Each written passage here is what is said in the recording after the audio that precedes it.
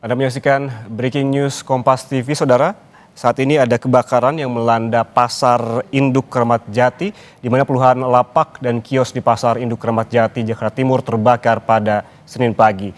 Kobaran api di salah satu kios dengan cepat besar dan merambat ke kios lain di sekitarnya. Pedagang dibantu petugas damkar berupaya melakukan pemadaman api. Banyaknya barang yang mudah terbakar membuat api dengan cepat membesar dan merambat ke kios pedagang buah dan sayuran lainnya. Dan saudara, diduga kebakaran disebabkan karena korsleting di salah satu kios.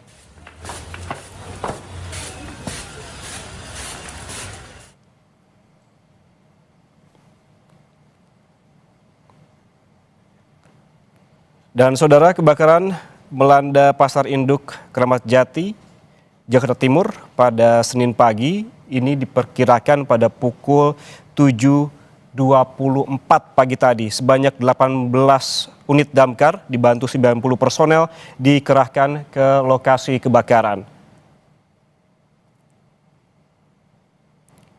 Menurut Kepala BPBD DKI, Isnawa Aji, ini menyebutkan bahwa kebakaran dilaporkan terjadi sekitar pukul 7.24 waktu Indonesia Barat. Petugas saat ini seperti yang Anda saksikan masih melakukan pemadaman, meskipun yang terakhir informasi yang kami dapatkan titik api utama yang berada di lokasi sudah mulai bisa dipadamkan, namun hingga saat ini pemadaman di titik lainnya, begitu di lokasi yang sama, masih terus dilakukan oleh para personel tim dari pemadam kebakaran Jakarta.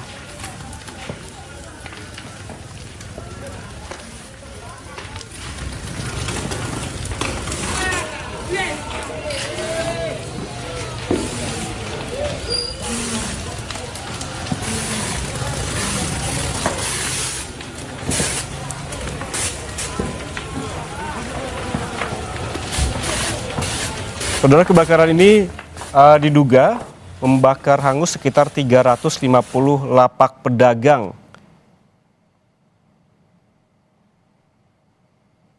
Di mana peristiwa ini sebelumnya sempat memicu kepanikan pedagang dan juga warga setelah terdengar 2 kali ledakan dari area los yang didominasi material yang mudah terbakar.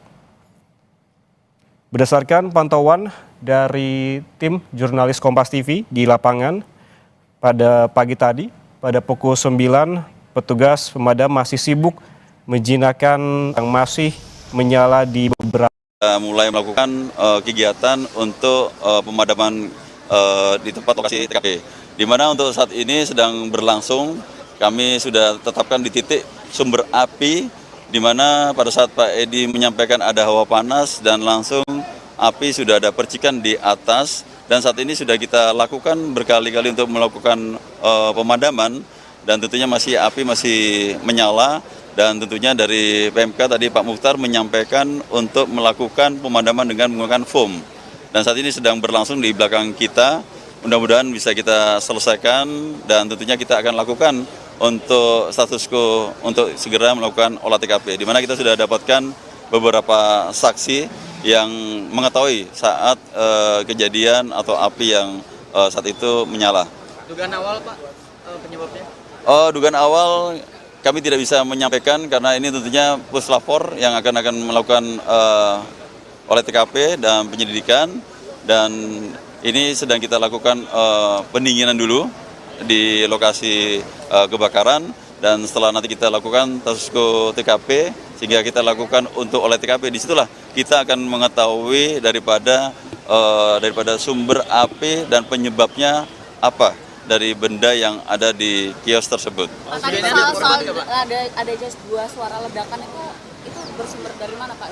Ya, dimungkinkan tadi kita lihat dari laporan dari Pak Mukhtar yang melakukan pemadaman dan saat ini pembasahan, itu ada sebuah LPG dan juga ada sebuah bahan yang kimia. Ya, ini tentunya perlu kita pelajari bahan kimia ini apa, sehingga nanti dari teman-teman dari Puslapor lah yang akan lebih tahu. Ada korban jiwa, ada korban nggak, Pak?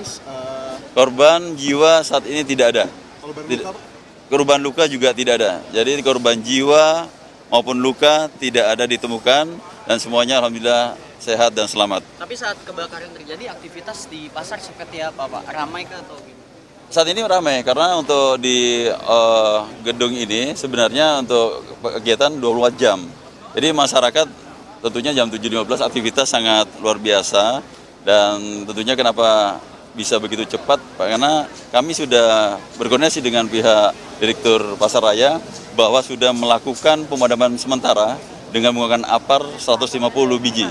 Itu pun masih belum bisa menghentikan dan teman-teman bisa melihat tentunya di belakang juga dia lakukan untuk foam itu supaya untuk yang tadi kita sampaikan titik daripada sumber api ini masih perlu dipadamkan dan melakukan pendinginan. Koordinasi Gulkarmat melihat bahannya banyak sekali yang mudah terbakar, pendinginannya butuh berapa lama, Pak? Karena kan pedagang masih membereskan barang dagangan ini berbahaya.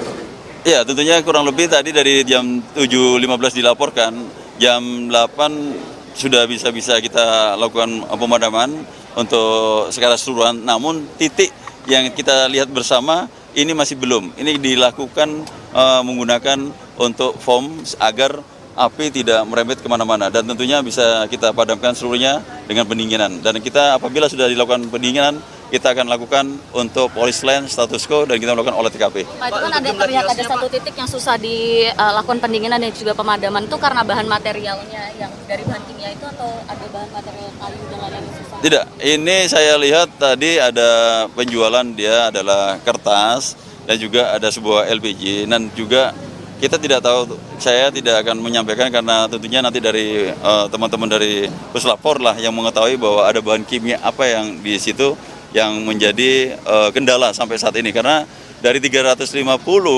itu pada keseluruhan pada umumnya 98% sudah bisa dipadamkan.